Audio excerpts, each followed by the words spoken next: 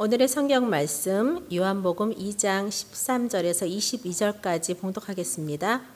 유대인의 유월절이 가까운지라 예수께서 예루살렘으로 올라가셨더니 성전 안에서 소와 양과 비둘기 파는 사람들과 돈 바꾸는 사람들의 앉은 것을 보시고 노끈으로 채찍을 만드사 양이나 소를 다 성전에서 내어 쫓으시고 돈 바꾸는 사람들의 돈을 쏟으시며 상을 엎으시고 비둘기 파는 사람들에게 이르시되 이것을 여기서 가져가라. 내 아버지의 집으로 장사하는 집을 만들지 말라 하시니 제자들이 성경 말씀에 주의 전을 사모하는 열심히 나를 삼키리라 한 것을 기억하더라. 이에 유대인들이 대답하여 예수께 말하기를 내가 이런 일을 행하니 무슨 표적을 우리에게 보이겠느뇨. 예수께서 대답하여 가라사대 너희가 이 성전을 헐라 내가 사흘 동안에 일으키리라. 유대인들이 가로되 이 성전은 46년 동안의 지역권을 내가 3일 동안에 일으키겠느냐라 하더라. 그러나 예수는 성전된 자기 육체를 가리켜 말씀하신 것이라. 죽은 자 가운데서 살아나신 후에야 제자들이 이 말씀하신 것을 기억하고 성경과 및 예수의 하신 말씀을 믿었더라. 아멘. 오늘 13절의 말씀을 읽겠습니다. 자, 2장 13절. 우리 앞에 부분 많이 건너뛰어서 오늘 2장 13절 막바로 시작하겠습니다. 우리 다 같이 한번 13절을 읽겠습니다. 시작. 유대인의 유월절이 가까운지라 예수께서 예루살렘으로 올라가셨더니. 자, 그동안에는 예수님이 갈릴리에 계셨어요. 갈릴리 가나에서 예수님께서 물이 포도주가 되는 기적을 행하셨죠. 이것은 예수님의 공생애를 시작하면서 첫 번째 행하셨던 기적입니다. 물이 바뀌어서 포도주가 되는 것이죠. 그냥 풍랑이 일어나던 풍랑이 잔잔한 정도가 아닙니다. 본질의 변화입니다. 질적인 변화입니다. 양적으로 숫자가 늘어나는 것이 아니에요. 숫자가 늘어나는 정도가 아니라 본질이 바뀌어지는 첫 번째 기적이었습니다. 죄인이 바뀌어서 의인이 된다는 말입니다. 육에 속한 사람이 바뀌어서 영적인 사람이 된다는 말입니다. 시간 속에 갇혀있던 사람들이 바뀌어서 영원한 생명을 누리는 하나님의 백성으로 바꾸어지는 사건을 예수님이 보여준 첫 번째 기적이었습니다. 자, 그리고 난 다음 예수님께서는 이번에는 예루살렘으로 올라가셨습니다. 예루살렘에 올라가셨을 때에 제일 먼저 왜 올라가셨을까라는 것이죠. 그것은 유월절이 가까운지라. 유월절을 지키기 위해서 예수님께서 예루살렘에 올라가셔서 성전에 들어가셨던 것입니다. 자, 유월절에 그러면 처음부터 우리는 유월절이 도대체 뭘까라는 것이죠. 출애굽기 23장에 있는 말씀을 보면 이렇게 말합니다. 출애굽기 23장 너는 매년 3차 내게 절기를 지켜라. 이 말씀은 언제 준 거냐면 모세가 시내산에 올라갔을 때에 하나님이 그들에게 준 법이었습니다. 이스라엘 백성들이 애굽에서 나와서 1년 동안 광야길을 걸어서 마침내 시내산 밑에 이르렀을 때 하나님께서 모세에게 시내산으로 올라오라 라고 말씀하십니다. 그때에 70명의 장로들은 밑에 서 있고 그리고 백성들은 더 밑에 서서 하나님이 주시는 말씀을 기다리고 있었습니다. 하나님이 그들에게 법을 주셨습니다. 하나는 하나님 앞에 예배하는 제사법을 주셨습니다. 어떻게 예배하는 예배자가 되는가? 두 번째, 도덕법을 주셨습니다. 어떻게 사람답게 살아가야 하는가? 세 번째, 하나님의 백성들은 서로 우리가 시민법입니다. 생활은 어떻게 해야 하는가? 전염병이 걸렸을 때에 특별히 문둥병과 같은 백납이나 이런 병이 걸렸을 때 어떻게 처리해야 하는가? 우리가 남에게 재산상의 손실을 입혔을 때 어떻게 배상해야 하는가? 이런 것은 다 생활의 민법 속에 해당하던 것이었습니다. 그리고 도덕법은 부모를 어떻게 공경해야 하는가? 우리가 어떻게 섬기면서 살아야 하는가, 가족은 이웃에게는, 그 다음에 하나님의 백성은 하나님을 어떻게 섬겨야 하는가, 그거는 제사법입니다. 오늘 이 부분은 바로 제사법에 해당되는 절차들입니다.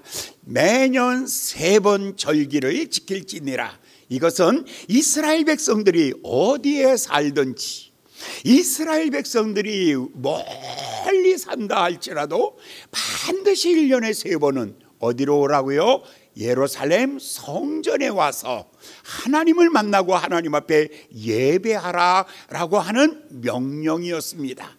이것은 모세가 시내산에서 받은 명령이기 때문에 1.1획이라도 더할 수도 없고 뺄 수도 없는 이스라엘 백성에게는 토라 명령입니다. 하나님의 음성이었습니다. 자, 그러면 그 내용은 3가지가 있는데 15절에 보면 제일 먼저 무교병이라고 말합니다. 너는 무교병의 절기를 지키라. 내가 네게 명한 대로 아비벌의 정한 때에 7일 동안 무교병을 먹을지니 이는 그 달에 내가 애굽에서 나왔음이니라. 빈손으로 내게 보이지 말지니라. 첫 번째, 무교병을 먹는 절기입니다.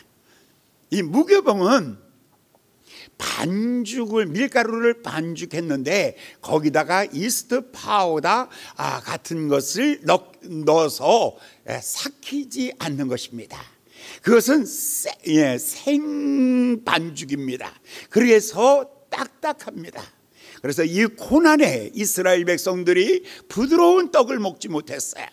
그들은 광야에서 40년과 애굽에서 그들은 400년 동안 이 고난의 종살이를 하면서 먹었던 그 떡을, 그것을 먹으면서 유월절을 지키라라고 애굽에서 떠나는 날 밤에 어린 양을 잡아서 그 양을 먹고 그 피를 문설주에 바를 때에 그날 밤에 내가 너를 넘어가리라. 유월 죽음이 넘어서 이스라엘 백성들은 다 한 명도 죽지 아니하고 다 사는 역사가 일어나게 되었습니다. 그때의 이스라엘 백성은 비로소 애굽에서 나왔습니다. 바로 해방입니다. 이스라엘 백성들의 해방을 기념하는 절기가 유월절 절기입니다. 오늘 이것은 어떤 의미가 있냐면 우리가 예수 그리스도의 피 흘림을, 그 피를 우리가 마음의 믿음으로 말미암아 모든 죄와 사망과 죽음의 노예로 살아가던 우리들을 하나님께서 우리를 해방하여서 유월절을 지킴으로 해방하여서 우리가 하나님의 자유하는 자녀가 되었다라는 증거로 첫 번째 지켜야 될 절기 유월절이었습니다. 그 다음에 16절에 보면 맥추절을 지키라. 이는 내가 수고하여 밭에 뿌른 것에 첫 열매를 거둠이니라. 이것은 첫 번째 열매입니다. 이스라엘 백성들이 애굽에서 떠나서 광야길에는 농사 짓지 않았습니다. 가나안 땅에 들어가서 첫 번째 농사를 지었는데 그 첫 번째 농사가 보리를 수확하는 것이었습니다. 보리를 풍성하게 수확한 것을 가지고 하나님, 우리가 저기 애굽에서 종살이하였던 우리들, 하나님이 우리를 건져주시고 광야 40년을 걷게 하시고 그리고 이 땅에 와서 하나님께서 이 가나안 땅에서 농사를 지어서 우리에게 풍성한 열매를 주셨으니 감사합니다 하면서 첫 열매를 하나님 앞에 드리는 예배였습니다. 그리고 난 다음에 수장절을 지키라. 이는 내가 수고하여 이룬 것을 연종의 밭에서부터 거두어 저장하였습니다. 1년 내내 농사를 짓고 그 다음에 가을이 되면 그것을 거두어서 곡간에 드린 것, 하나는 맥추감사절이요, 하나는 추수감사절이요, 하나는 부활절이요. 그래서 우리가 1년 3번의 큰 절기, 구약의 의미에서 큰 절기가 3개죠. 구약이 우리에게 남겨준 유산은 3가지. 하나는 유월절 절기, 그리고 하나는 수장절, 그리고 맥추절, 그리고 수장절입니다. 성탄절은요 그거는 신약의 사건입니다. 여기는 구약의 사건이고 신약의 사건. 그래서 이 세절기를 이스라엘 백성들은 지키되 17절에 보면 이렇게 말합니다. 너희 모든 남자는 매년 3번씩 주 여호와께 보일지니라. 그러니까 남자들은요 반드시 3번, 그들이 어디 있든지 그들은 반드시 예루살렘으로 오셔야 합니다. 그리고 그곳에서 하나님 앞에 예배를 드려야 하는 것이죠. 그들이 예루살렘에 오시면 성전에 들어가죠. 그 성전은 어떤 것이었는가? 제일 먼저 성전을 만들 때 준 메시지가 있어요. 출애굽기 25장 8절에 보면 시내산에서 하나님께서 메시지를 성전을 성막을 만들 때에 이것을 어떻게 만들라 하는 이유를 설명하고 있어요.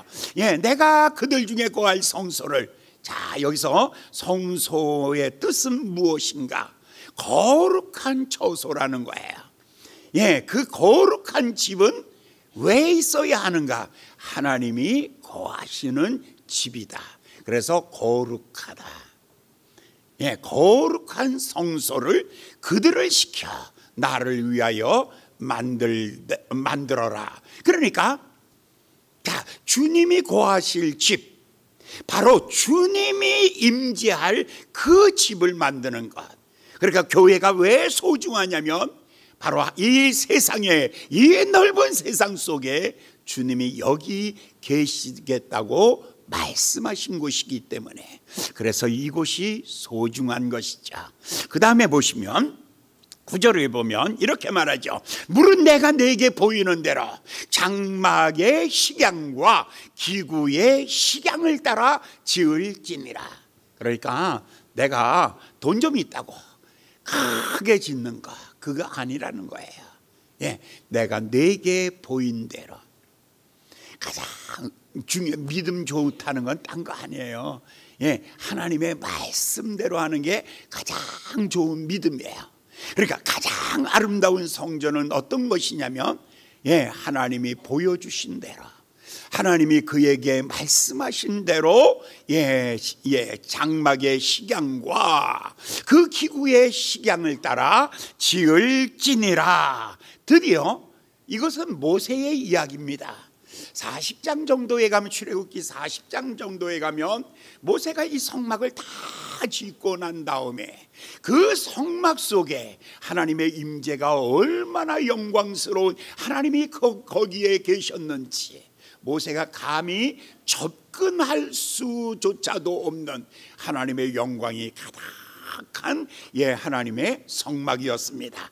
낮에는 항상 구름 기둥이 떠 있었고 밤에는 불 기둥이 떠 있어서 이스라엘 광야 40년을 지나가면서 늘 어디서든지 볼 수 있는 것, 하나님이 여기 계시다, 하나님은 우리와 함께 계시다, 하나님은 우리를 떠나지 아니하시고 우리를 버리지 아니하시고 우리를 모른다 하지 아니하시고 언제 어디서든지 하나님은 임마누엘 하나님, 우리 가운데 거하시는 하나님이시다 라는 이 믿음 가지고 광야길 걸어갔던 것입니다. 성소는 하나님이 우리와 함께 계시다는 하나님의 사인이요, 하나님의 표적이었습니다. 자, 이 성소를 다윗이 그렇게 만들고 싶었어요. 이 성소 천막집이니까 어느 날 다윗이 이렇게 말하죠. 하나님, 나는 이새의 아들 아닙니까? 저 베들레헴에서 양치던 목동이 아니었습니까?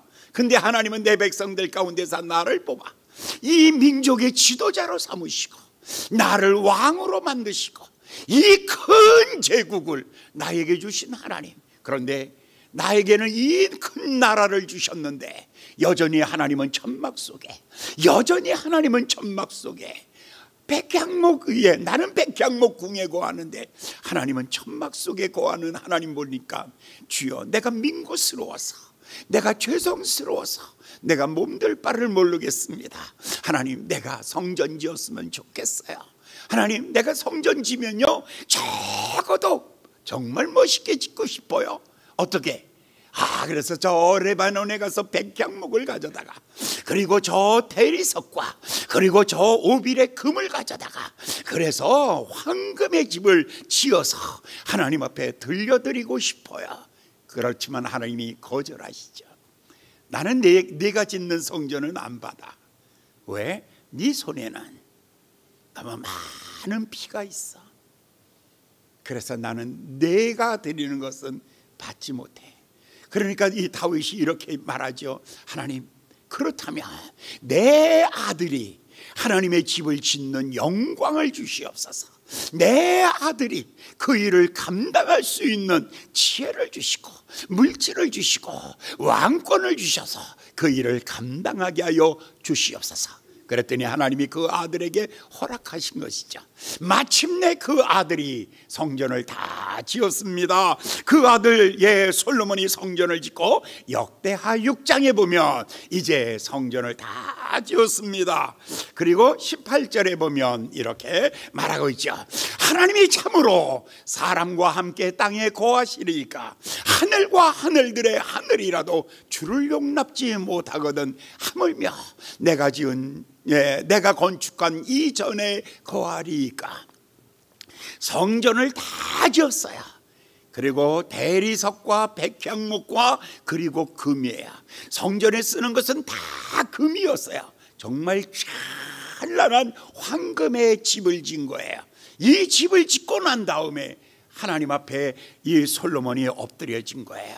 그날 하나님 앞에 기도하면서 하나님 참으로 사람과 함께 땅에 거하시니까 하늘과 하늘들의 하늘이라도 주를 용납지 못하거늘 하물며 내가 건축한 이 조그마한 집, 이 초라한 집에 여기 하나님이 거하시겠나이까.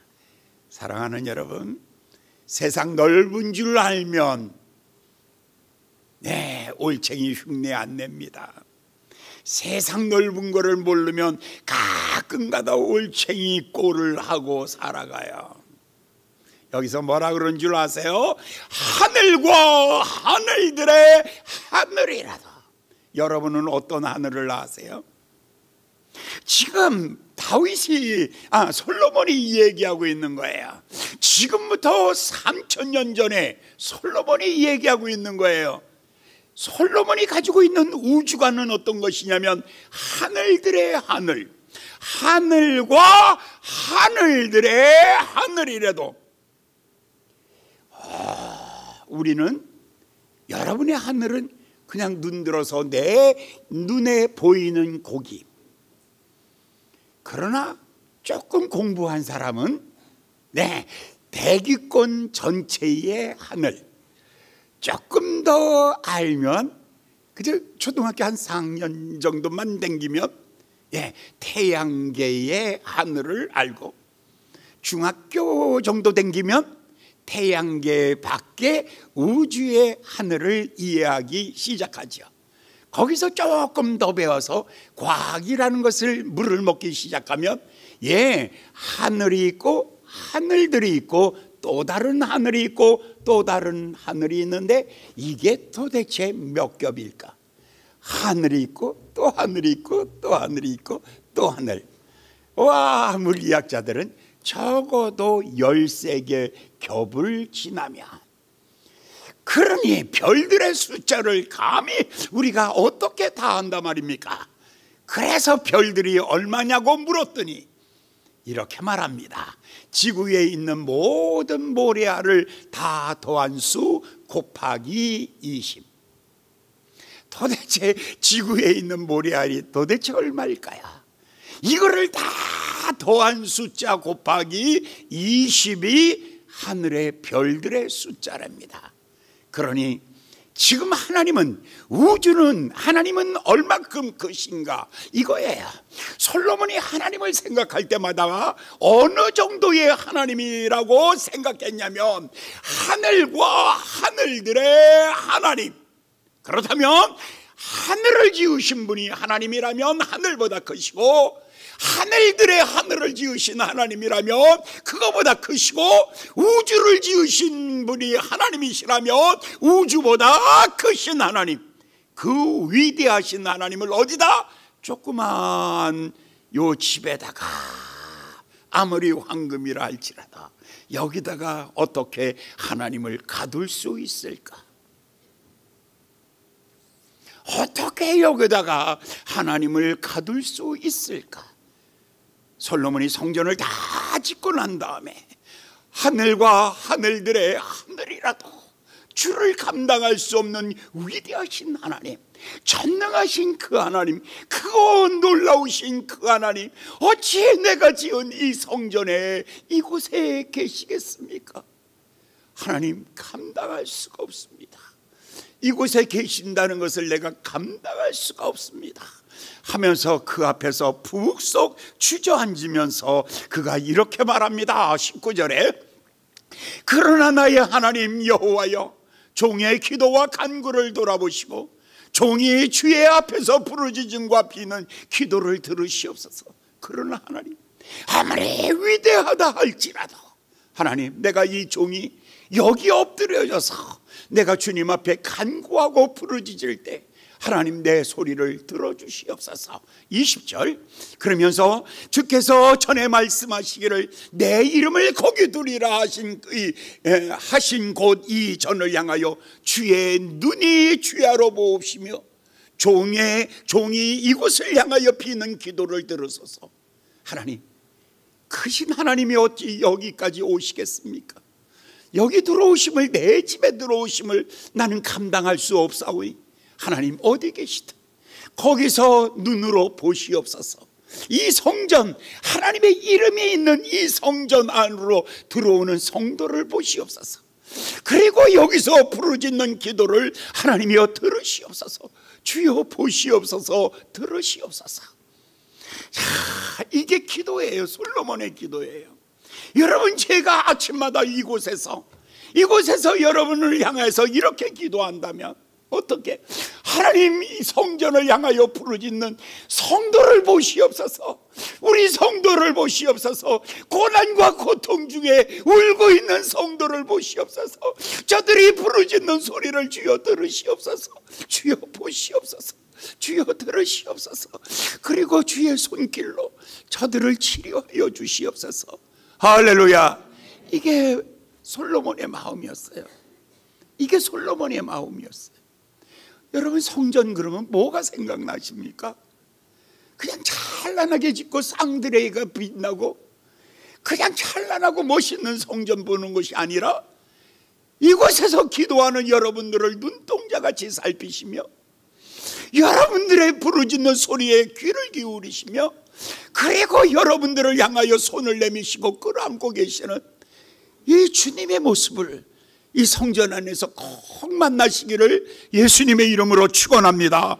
할렐루야. 21절에 보니까 그 다음에 종과 주의 백성 이스라엘이 이곳을 향하여 기도할 때 그 간구함을 들으시되 주의 계신 곳 하늘에서 들으시사 사하여 주시옵소서. 자, 이 말씀은요, 여기 감히 들어오라고 말씀할 수가 없습니다. 이렇게 잘 지어놓고 하나님이 여기까지 오시라고 말씀할 수 없습니다. 그러나 하나님이 높이 계신 하나님, 그곳에서 여기에서 드려지는 기도를 들으시옵소서. 혹시 우리가 죄를 범했을 때에 하나님 보시고 우리의 죄를 다 사하여 주시옵소서 라고 이렇게 기도하죠. 그러면서 저 기도문이 나와요. 주여, 전쟁에 나갈 때에 하나님, 그들이 전쟁에 뛰어나가면서도 이 성전을 바라보며 기도하면 하나님 그 기도를 들으시고 전쟁터에서 총알이 빗발칠 때에 주께서 저희들의 머리털 하나도 상하지 아니하도록 하나님 지켜주시고, 하나님 저들이 어디서 기근을 만나거나 질병에 걸리거나 저들이 고통 중에 있으면 이 성전까지 오지 못할지라도 성전을 바라보면서 두 손을 대고 하늘에 계신 하나님을 향하여 부르짖어 기도하며 하늘이여, 하나님이여 들으시고 이 백성의 기도를 들어주시옵소서.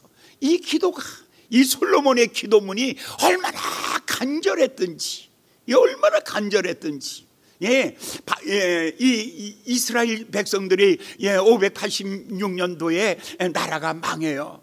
그러면서 포로로 끌려가는 거예요. 막 포로로 끌려갈 때에 가면서 예루살렘을 돌아보며 또 가면서 예루살렘을 돌아보면서 젊은이들이 끌려나가는 거죠. 그때에 끌려나갔던 사람들이 사드락 메삭 아베노고 다니엘과 같은 사람들이에요. 이 사람들이 저 바벨론 끝자락에 거기에 가가지고 노예 생활을 하며 채찍에 맞고 사자굴에 던짐받고 불가마 속에 던짐받은 그런 절망의 시간에도 그들은 예루살렘을 향하여 창문을 열어놓고 그 옛날에 하나님 예루살렘 성전을 지어놓고 솔로몬이 기도할 때에 내 백성 이스라엘이 포로로 끌려간 자리에서 전쟁터에서 저들이 고통당하는 그 자리에서 이 예루살렘을 향하여 기도하면 그 기도를 들으신다고 그때 약속하지 않았습니까?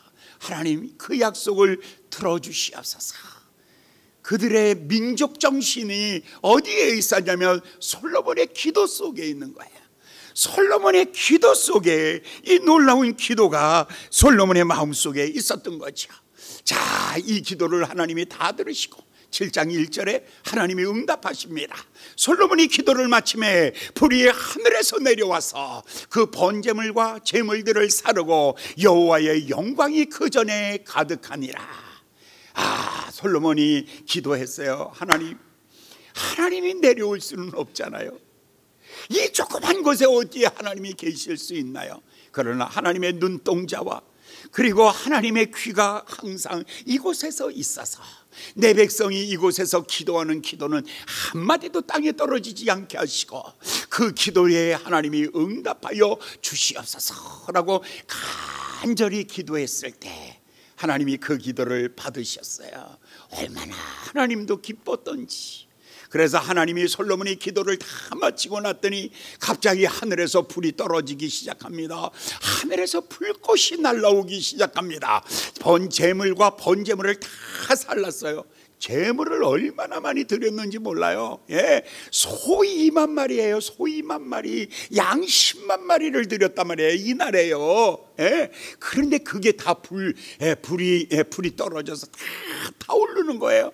사르고 여호와의 영광이 그 전에 가득하였더라. 2절도 보겠어요. 여호와의 영광이 여호와의 전에 가득함으로 제사장이 그 전에 능히 들어가지 못하였고 3절에 이스라엘 모든 자손이 불이 내리는 것과 여호와의 영광이 전에 있는 것을 보고 박석간 땅에 엎드려 경배하며 여호와께 감사하여 가로되 선하시도다 그 인자심이 영원하도다 하니라. 4절도 이에 왕과 모든 백성이 여호와 앞에 제사를 드리는데 5절까지 솔로몬 왕이 드린 제물이 얼마라고요? 소가 2만 마리요. 놀라지도 않네. 2만 2천이구나. 2천 띄어나가지고 그것 때문에 시험 들었지. 또 얼마나 똑똑한지 몰라. 목사님 보세요, 2만 2천 마리인데 왜 목사님은 2만 마리라고 그렇게 해가지고 나를 시험 들게 하세요? 하려면 정확하게 하세요. 제발 그러지 마라. 시간이 빨리 가기 때문에 때로는 생략도 있고 중략도 있고 때로는 그냥 똔똔도 있고 그냥 때로는 넘어가기도 하는 거예요. 하여간 어떻게 됐든 간에 여러분 이 엄청난 양의 소를 잡고요, 양을 잡고요, 이 모든 것들을 다 하나님 앞에 태워서 올려드리는 거야. 거룩한 낭비가 이루어지죠. 사랑이 있는 곳에 거룩한 낭비가 있어요. 사랑하는 여러분 자녀를 위해서 여러분 얼만큼 낭비하셨습니까? 여러분의 청춘도, 여러분의 물질도, 여러분의 시간도 자녀들을 위해서 다 낭비하듯이 여러분 사람은 사랑하는 것을 위하여 거룩한 낭비하면서 살아가는 것입니다. 솔로몬이 하나님을 너무 사랑해서 그래서 거룩한 낭비하기로 작정했습니다. 그래서 시간도 하나님의 것이요, 물질도 하나님의 것이요, 그러면서 하나님 앞에 영광을 돌리면서 이렇게 예배하였습니다. 자, 이것이 정통적인 이스라엘 민족이 성전에서 제사를 드릴 때 이 마음으로 제사를 드리는 것입니다. 자, 이게 잘 지내해 왔으면 얼마나 좋아요. 그런데 예수님은 어떤 생각을 가지고 있었을까? 누가복음입니다. 이번에는 이제 신약에 오면 예수님은 이것을 어떻게 처리하시는가 보는 거예요. 예수님이 21절에서는 8일째 되는 날에 예수님께서 할례를 받으셨어요. 그리고 22절에서는 이렇게 말합니다. 모세의 법대로 결례의 날에 참에 아기를 다리고 예루살렘에 올라가니라. 여기 결례를 따라. 아까는 할례 받았어요. 이미요. 할례 받았는데 무슨 결례가 또 있어요? 예, 할례는 너는 언약의 백성이야, 너는 내 아들이야 라고 하나님이 사인해 주는 것입니다.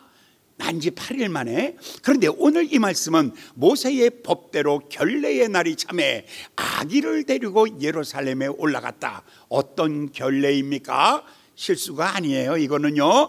예. 자, 23절에 보면 이는 주의 율법에 쓴 바 첫 해에서 난 남자마다 주의 거룩한 자라 하리라. 한 대로 아기를 주께 드렸다. 여기서 첫 번째 태어나는 수컷, 짐승 중에 첫 번째 태어나는 사람, 남자, 이것은 하나님의 것입니다.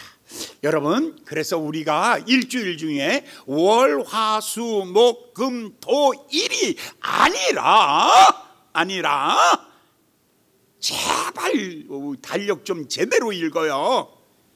제일 앞에 시뻘건 그 요일이 하나 있잖아요. 뭐예요 그게요? 월 아니죠? 뭐죠? 예, 일. 이거를 우리는 주라고 하죠. 주, 월, 화, 수, 목, 금, 토, 끝. 주, 월. 그걸 우리 막 자기 생각대로 착각해서 읽다 보니까 한 주간의 시작은 월요일이라고 생각해요. 그래서 월, 화, 수, 목, 금, 토 다 하고 맨 마지막은 쉬는 거야 라고 생각해요. 아닙니다. 첫 시간은 하나님께 드리는 주의 날입니다. 주일을 지키고 그리고 월, 화, 수, 목, 금, 토라고 가는 것입니다. 그래서 첫 번 것은 하나님의 것입니다. 11조도 첫 번 것은 하나님의 것입니다. 사람도 첫 번 것은 하나님의 것입니다. 그래서 내가 둘째로만 태어났어도 목사를 안 해도 되는데 내가 첫째이니까 우리 어머니께서 나를 목사로 헌신했다고. 너 태어나자마자 내가 너를 목사로 하나님 앞에 드렸다고. 너는 하나님의 거야. 그래서 내가 성질 대단히 났죠. 어렸을 때 왜 나하고 의논도 안 하고 나를 갖다 마음대로 자기가 막 바치냐 말이야. 네. 근데 바친 거는 소용없다. 물릴 수가 없다. 네가 하든 엄마가 하든 너는 내 거야 하면서 어느 날 하나님이 광도장 찍은 것을 내가 19살 때 보고 이미 계약이 끝난 거, 물릴 수 없는 계약이라면 내가 이 길을 가긴 가도, 하나님 가긴 가도 찝찝하기는 매한가지입니다라고 떠났는데 그 길을 벌써 50년을 그 길을 왔습니다.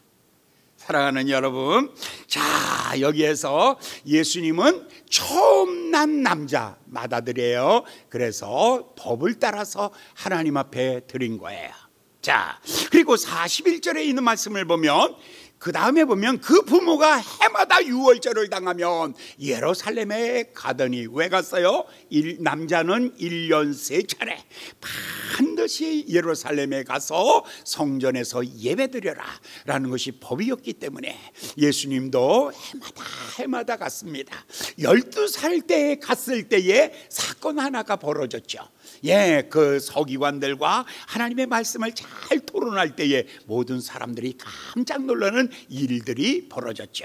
자, 그리고 난 다음에 예수님이 오늘도 예루살렘 성전으로 짐 올라갑니다. 그런데 자, 여기에서 이제 오늘 드디어 핵심 이야기가 시작됩니다. 끝날 때 되면 핵심 이야기가 나오긴 나와요.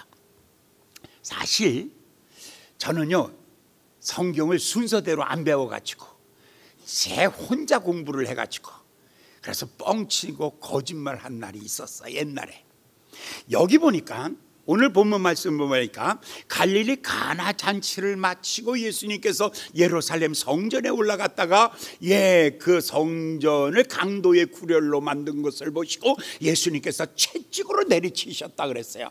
이거는 초기 사건인 줄 알았어요.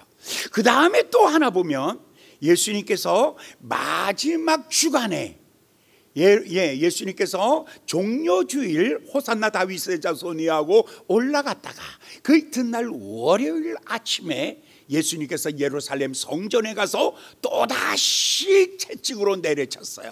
그래서 저는 요한복음은 앞에 거를 얘기했고 마태복음 21장에서는 뒤에 예수님의 공생의 마지막 이야기했구나.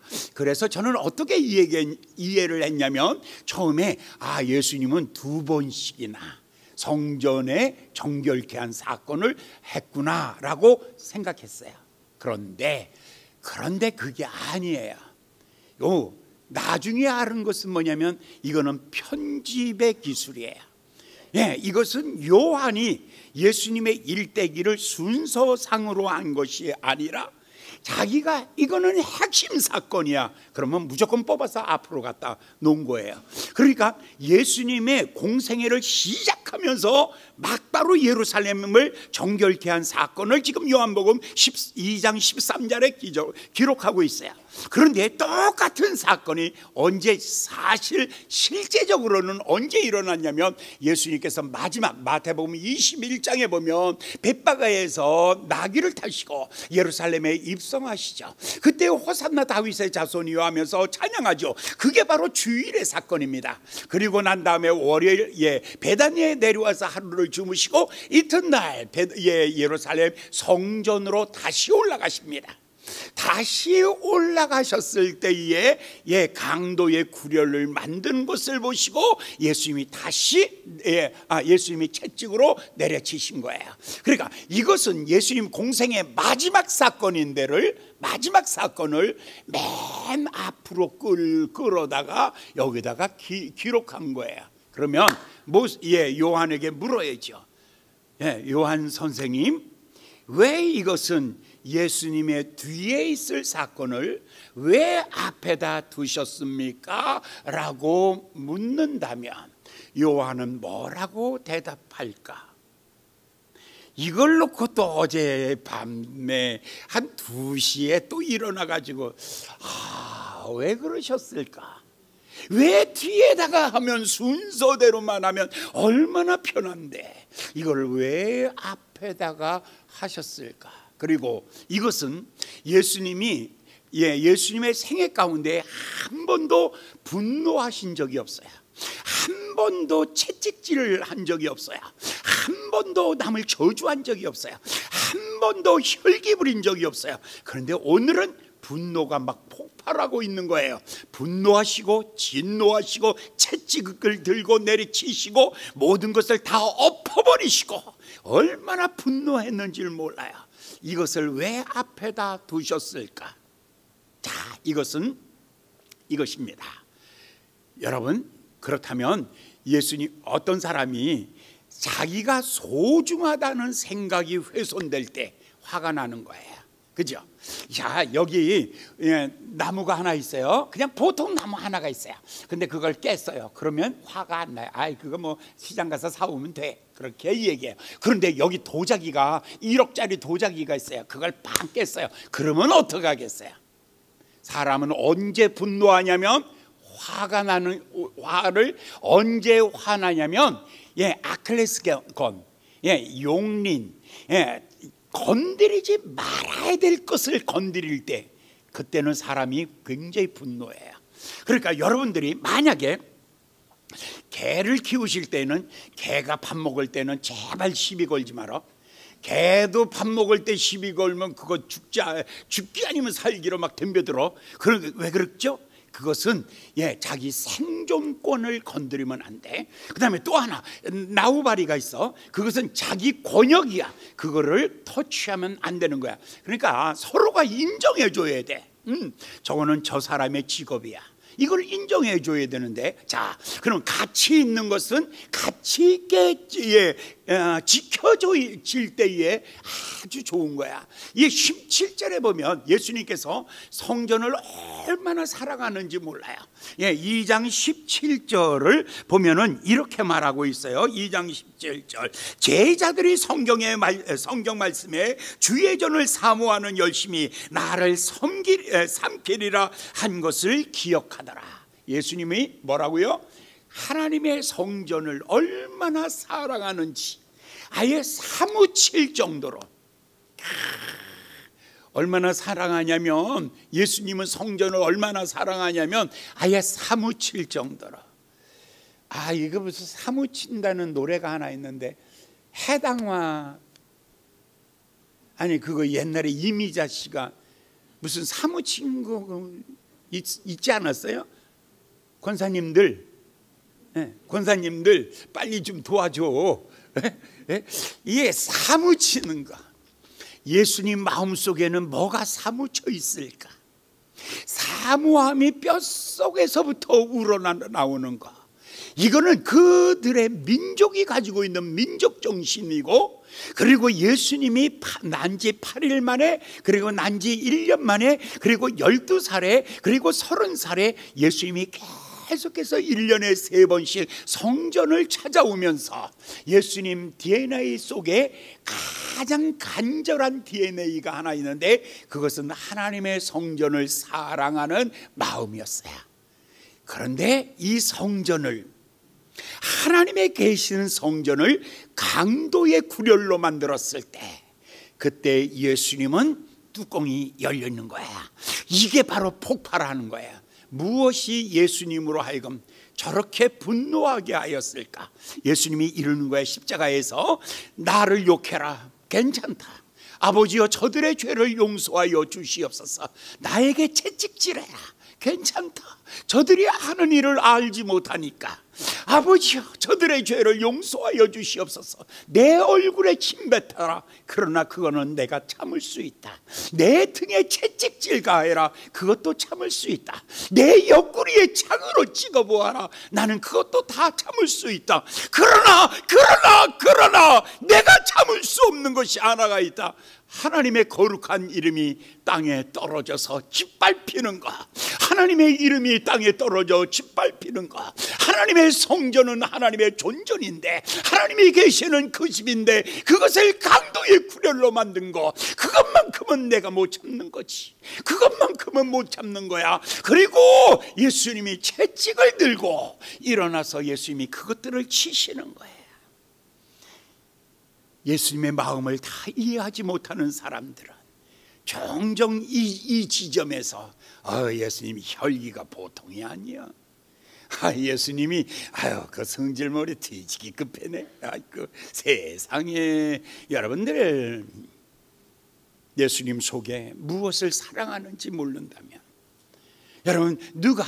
여러분 내가 정말 사랑하는데 그 사람을 누가 미워하고 침뱉고 조롱하고 그러면 얼마나 속상하겠어요. 그렇죠? 네, 여러분은 남을 사랑해보지 못해서 모르지. 다 자기만 사랑해서 자기 가지고 뭐라고 이만큼만 해도 그냥 눈이 새파랗게 뜨고 그냥 입에 그냥 목에 그냥 혈기를 막 올리고 싸우고 그냥 목숨 걸고 난리 바가지 치는 거지 뭐. 근데 여러분 아니잖아요. 예수님은 자기를 이미 십자가에 버린 사람이야. 그렇기 때문에 자기 때문에 예수님은 속상하질 않아.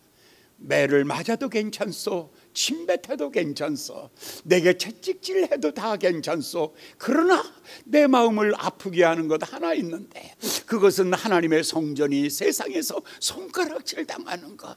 하나님의 성전이 세상에서 손가락질 당하는 것.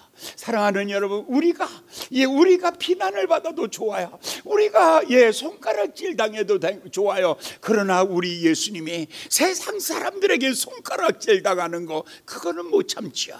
그래서 그래서 다윗이 일어난 것 아니에요? 거룩한 하나님의 이름이 저 골리앗이라는 이 사람에 의해서 비난받을 때 돌멩이를 들고 적진을 향하여 달려갔던 이 다윗의 이 용기를 가지고 그것을 분노라고 말하겠어요? 그것을 분노라고 말한다면 거룩한 의분이죠.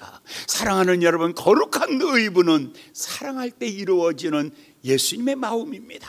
사랑하는 여러분, 정말 여러분들이 성전을, 하나님을 사랑한다면 하나님의 성전이 세상에서 손가락질 당하고 하나님의 성전이 새고 꿀렁거리고 막 그럴 때 정말 마음 아파요. 한번 보여드릴게요.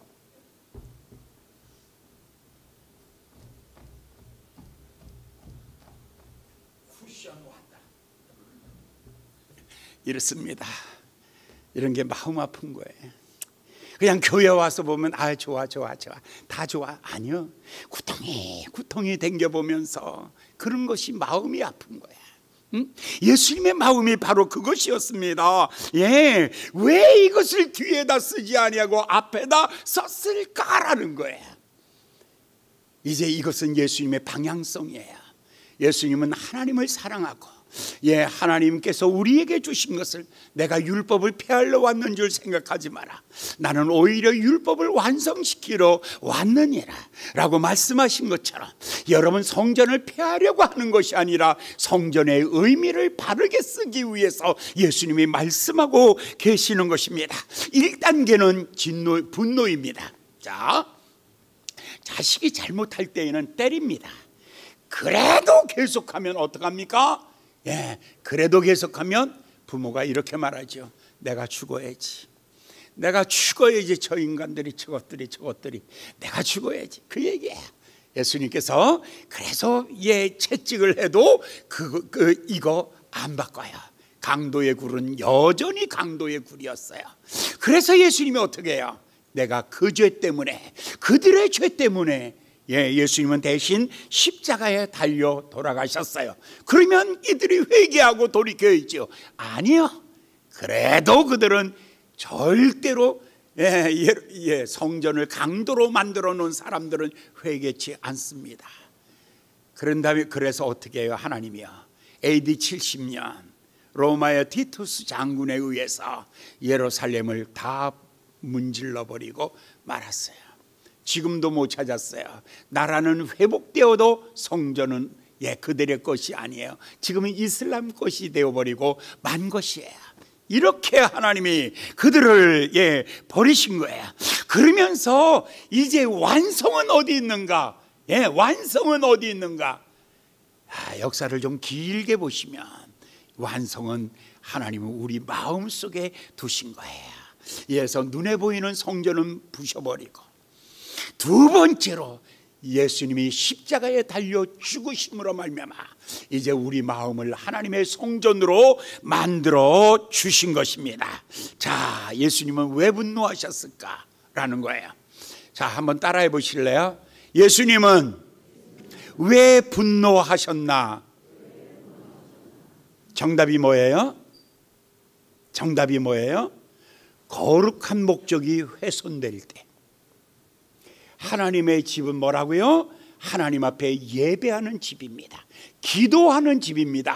그런데 이 목적이 훼손됐어요. 어떻게? 강도의 구렬로 만들었습니다. 어떻게 강도의 구렬이 됐는가 보실래요? 자, 그들이 이제 1년에 3번 오잖아요. 멀리 살아요. 100km, 200km, 300km 멀리 떨어진 데서 그들이 소를 끌고 오거나 그래 양을 끌고 와서 제단까지 와야 돼요. 이것을 끌고 오다 보면 얘들이 병들고 팔이 해지고 다 그렇게 돼요. 그러면 성전 문 앞에까지 딱 오면 뭐가 있냐면 검역관이 있는 거야. 검역관. 하나님 앞에 병든 거, 저는 거, 이런 것들은 하나님 앞에 드리지 말라. 그게 말라기 법전이에요. 그거 레위 법전이에요. 병든 것은 드리지 마라 라는 거 한 거예요. 그러면 검역관이 딱 앉아서 거기서 이제 판결하죠. 얘는 설사병 걸렸네? 안 됩니다. 얘는 발톱이 너무 길었네? 안 됩니다. 얘는 눈에 눈곱 꼈네? 안 됩니다. 다 퇴짜 놓는데, 그런데 그것을 통과할 짐승이 하나도 없어요. 100%가 다 퇴짜예요. 퇴짜하면 어떻게 되는 줄 아세요? 멀리서 양을 끌고 왔어요. 그런데 오늘 이게 안 된대요. 그러면 어떻게 해요? 이거 팔아야죠. 갑자기 매몰들이 나오기 시작하면 이것은 얼마큼 떨어지냐면요, 주워갈 만큼 싸구려로 떨어지는 거야. 100만 원짜리를 내가 집에서 떠날 때 갖고 왔는데 오늘 여기서 불합격돼 버렸어요. 그런 게 이게 한두 마리가 아니잖아요. 그 당시만 해도 20만, 30만, 수십만이 모여 있는 거예요. 양이 수십만 마리가 있는 거예요. 그러면 이것들은 다 값이 폭락돼서 버려야죠. 그러면 이것을 어떻게 해요? 그럼 가서 버리죠. 그러면 버릴 때에 싸구려로 사죠. 하나에 100원씩 사죠. 그리고는 요쪽 가서 목욕시키고 잘 먹여가지고 옆에로 가서 또 팔아요. 이렇게. 그리고 팔고 앉아있으면 갑자기 이게 100만 원 돼버리는 거죠. 그러면 다 사람들은 다 집에서 끌고 오다가 한번 돈을 줬죠. 그 다음에 또 여기서 또 다시 사야 되죠. 그래서 갖고 온 거예요. 그러니까 검역관이라는 사람이, 그 사람이 검역관이 뭐 하고 있냐면 돈 벌고 있는 거야. 앉아가지고 뒷돈 받고 통과시키고, 그리고 그 돈이 어마어마한 돈인데 그 돈이 어디로 들어가냐면 전부 대제사장 뒷주머니로 들어가는 거야. 예수님은 이 커넥션을 아는 거예요. 그래서 예수님께서는 이 도둑이야 라고 하면서 채찍으로 내려치는 거죠. 두 번째는 성전세를 내야 되는데 이 세계를 내야 돼요. 그런데 유대인의 법칙에는 이게 있어요. 이방인의 돈은 절대로 하나님의 성전에서는 안 받아요. 그런데 그 당시에 통용되고 있는 돈은 다 로마 화폐예요. 유대인의 화폐 세겔이 아니에요. 그러니까 로마 화폐를 가지고 왔는데 여기 오니까 다 이스라엘 화폐로 바꿔야 돼요. 그런데 이스라엘 화폐가 있나요? 없죠. 여기만 있죠. 그래서 그거를 또 비싼 돈 주고 바꾸죠. 이때에 하루 인건비가 8세겔인데 4세겔을 내는 거예요. 2분의 1 일당을 내고 이거 돈을 바꿔주는 거죠. 자, 그러다 보니까 돈이 어마어마하게 쌓여요.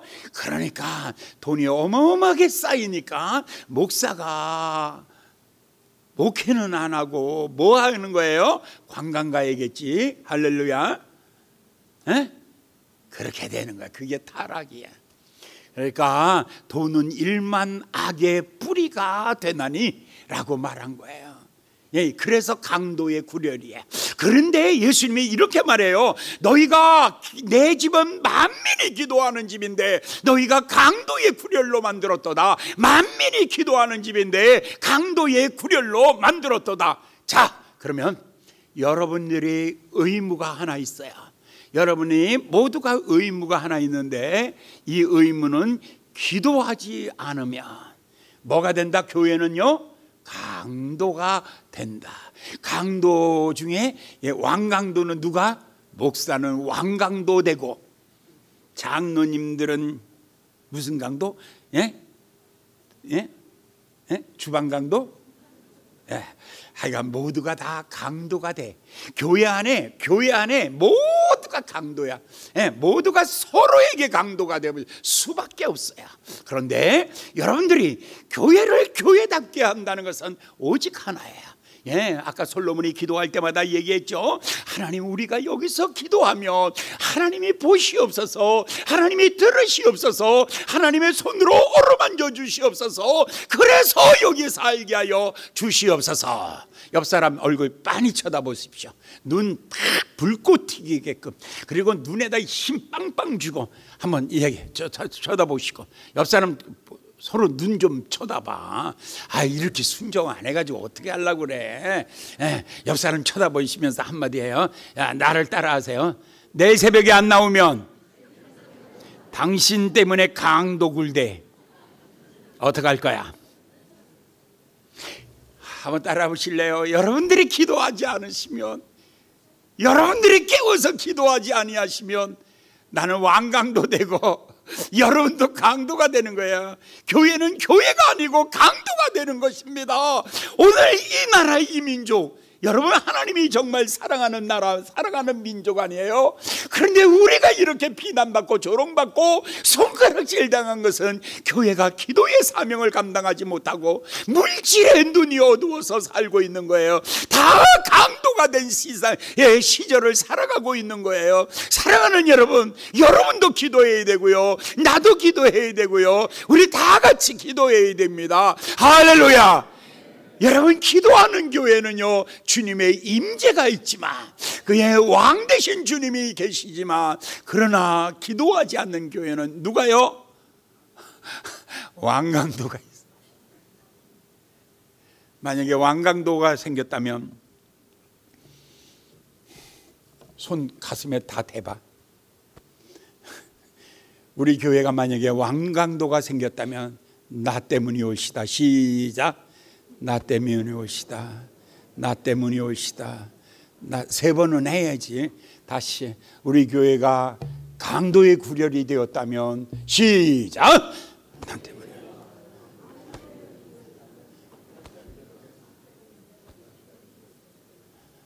기도하겠습니다. 자비로우신 귀하신 아버지 하나님, 예수님이 그렇게 사랑하시던 교회가, 하나님의 성전이 강도의 구렬이 되어버리고 말았습니다.